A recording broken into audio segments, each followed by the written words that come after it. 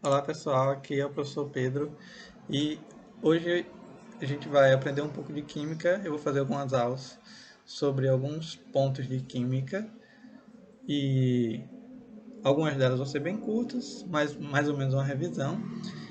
E nessa aula de hoje a gente vai fazer uma introdução à química, a grandezas físicas e a propriedade da matéria. Essa aula inicial é mais ou menos uma revisão sobre os conceitos básicos e alguns pontos interessantes da química.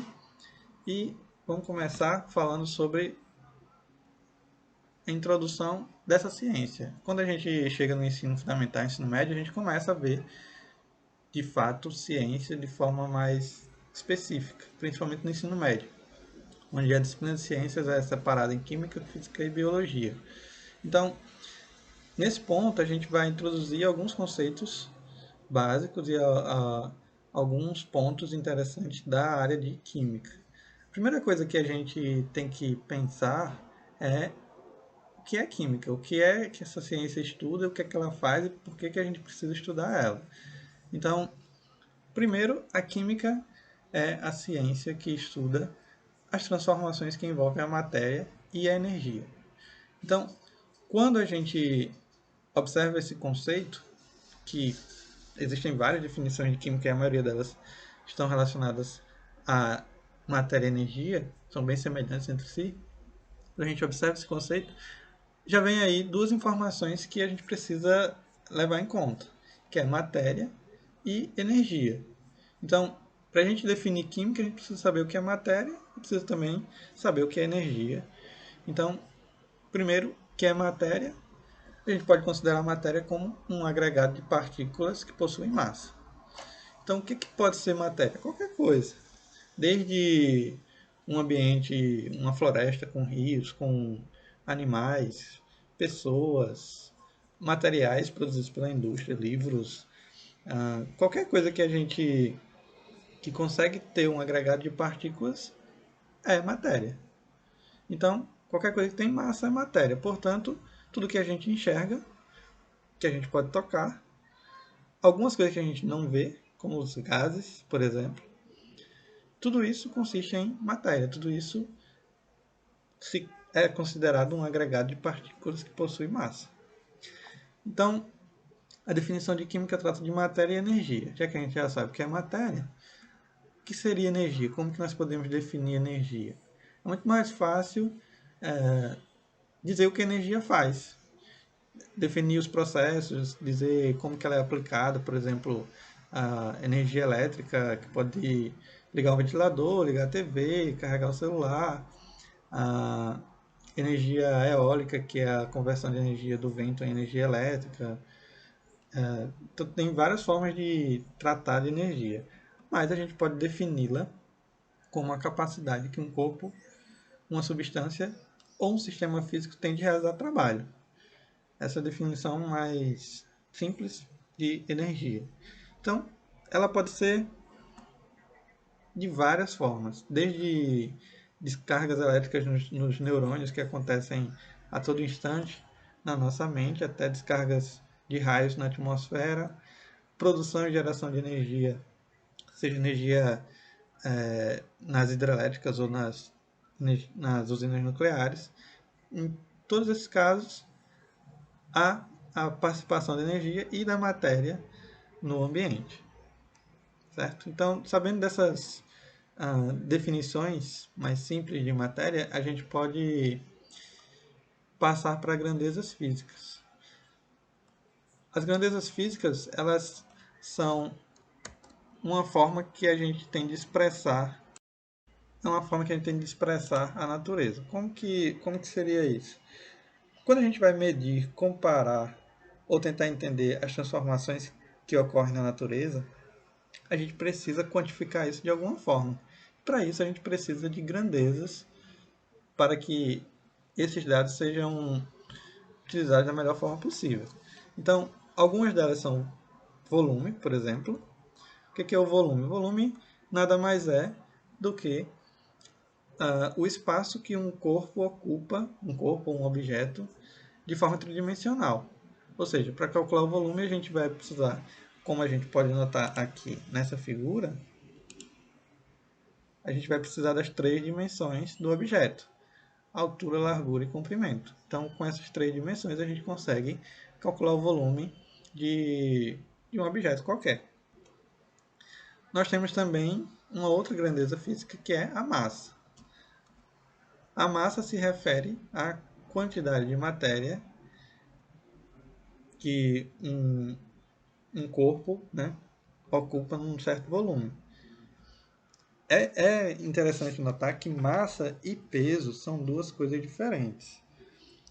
A gente pode dizer que o peso está relacionado à gravidade. Então, ele está relacionado à interação entre os corpos. Por exemplo, o peso que nós temos aqui na Terra é diferente do peso que nós teríamos, por exemplo, na Lua. Então, da gravidade. Uma outra grandeza que é bastante utilizada na química é a densidade. Então, ela basicamente faz uma relação entre massa e volume de um material. Essa fórmula aqui é bastante conhecida: densidade igual a massa sobre volume, certo? E normalmente a densidade ela varia de material para material. Por exemplo, a água no estado líquido tem uma densidade de mais ou menos 1 grama por ml ou 1 grama por centímetro cúbico. No estado sólido, quando ela se transforma em gelo, a densidade dela diminui um pouco, passa mais ou menos 0,93 aproximadamente gramas por centímetro cúbico. Então, é por isso que quando a gente coloca gelo na água, o gelo ele fica mais ou menos na superfície do líquido, porque a densidade dele é relativamente menor do que a da água líquida, e ele não fica totalmente exposto na superfície, porque a densidade dele é cerca de 0,93, ou seja, apenas 7% dele fica exposto e o restante fica submerso na água, certo? Então vamos, já que a gente falou de unidade de massa e de unidade de volume, vamos aprender a fazer conversão de unidades. Então, a primeira coisa que a gente vai fazer é dar uma olhadinha nessa tabela aqui. Nós temos aqui uma tabela de unidades. Vejam que nós temos do 1 para mais, como deca, hecto, quilo, mega, giga, tera e por aí vai. E para menos, a gente tem deci, centi, mili, micro, nano e algumas unidades menores. Normalmente a gente vai utilizar mais entre o tera, no máximo, e o nano. Normalmente a gente fica um pouco menos até nesse intervalo, mas é bom ter a tabela completa para a gente saber as outras unidades também. Então, vamos lá, vamos fazer a conversão de 10 ml em litro. Existem várias formas de fazer isso, e uma delas é a gente observar os fatores de conversão que a gente tem aqui, entre um dado e o outro. Por exemplo, se a gente sai aqui do 10 elevado a zero aqui, que é 1, para o deca, veja que aumentou num fator de 10. Se a gente sai do deca para o hecto, foi para 100, então aumentou num fator de 10 também. E a mesma coisa do hecto para o quilo, mais uma vez num fator de 10. Então, daqui para cá e daqui para cá, como vocês podem observar, aumentou num fator de 10 em cada passagem de grandeza aqui. Existem várias formas de fazer isso. Por exemplo, se a gente tiver aqui, quiser chegar aqui, a gente pode, por exemplo, se a gente tiver aqui, vamos considerar esse exemplo logo. Se a gente tiver aqui em 10 ml, ml está aqui, ó, ml, mili, e a gente quer chegar em litro. Uma coisa interessante que a gente precisa entender é o seguinte: eu vou usar esses fatores aqui e eles estão relacionados a qualquer grandeza que eu estou trabalhando. Então, por exemplo, eu estou trabalhando com unidade de volume, litro. Então, o que é que eu faço? Eu coloco litro em todas as colunas aqui, porque eu estou trabalhando com esta unidade. Se eu quiser trabalhar com unidade de massa, eu mudo aqui e coloco grama para todas elas. Então, essa tabela aqui ela serve como um parâmetro para a gente trabalhar as unidades. Então, o que acontece? Eu estou aqui em ml, eu tenho 10 ml, e eu quero converter para litro. O que é que eu vou fazer? Então, veja só, 10 ml, está aqui. Então, 10 eu consigo escrever como 10,0, não tem problema, não tem transtorno com isso. Então, vamos fazer o seguinte. Eu coloco aqui o 10, separando os números em cada coluna.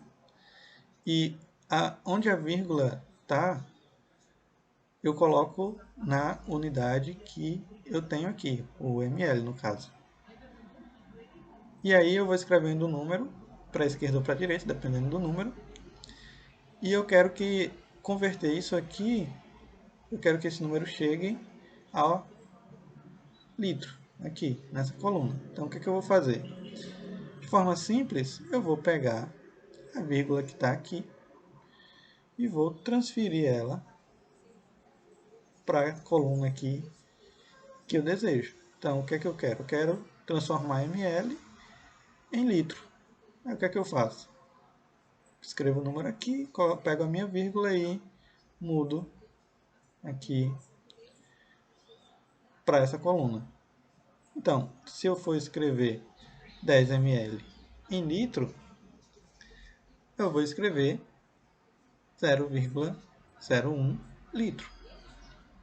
Então, se vocês observarem aqui na tabela, o que a gente faz é basicamente multiplicar ou dividir por fatores de 10, como que eu fiz aqui, certo? Então, vamos fazer mais uma para a gente pegar isso aí direitinho. Vamos fazer agora, vamos converter 0,8574 grama em miligrama.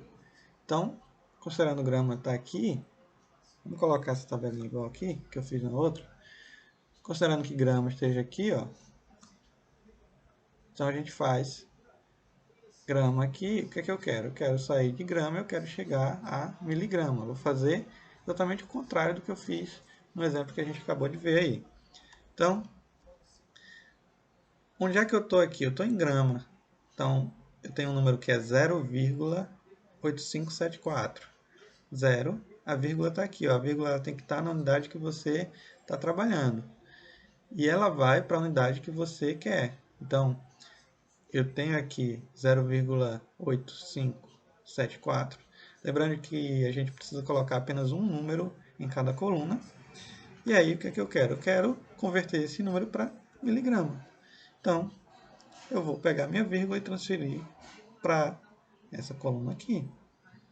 Como é que vai ficar? Agora, o meu número é 0,8574 gramas. É a mesma coisa que 857,4 miligramas, certo? Então, essa aula de princípios e conversão de unidade, a gente para por aqui. Daqui a pouco a gente vê a parte 2 dessa aula que trata da continuação do assunto, certo? Então, por agora é só. Até mais.